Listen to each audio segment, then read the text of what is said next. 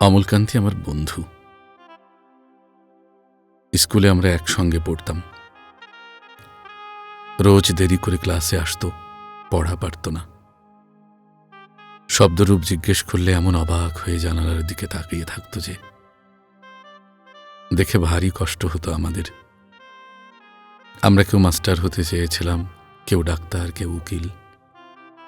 অমলকান্তি সেসব কিচ্ছু হতে চায়নি। সে রোদ্দুর হতে চেয়েছিল।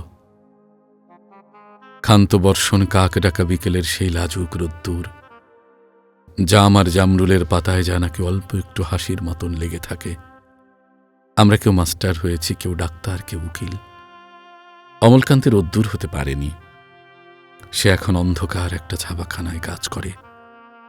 মাঝে মধ্যে আমার সঙ্গে দেখা করতে আসে, চা খাই, এটা ওটা গল্প করে, তারপর বলে, উঠি তাহলে। আমি ওকে দরজা পর্যন্ত এগিয়ে দিয়ে আসি। আমাদের মধ্যে যে এখন মাস্টারি করে, অনায়াসে সে ডাক্তার হতে পারত।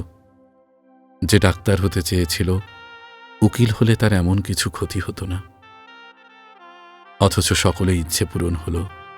রিপিট। অথচ সকলের ইচ্ছে পূরণ হলো এক অমলকান্তি ছাড়া। অমলকান্তি রোদ্দুর হতে পারেনি।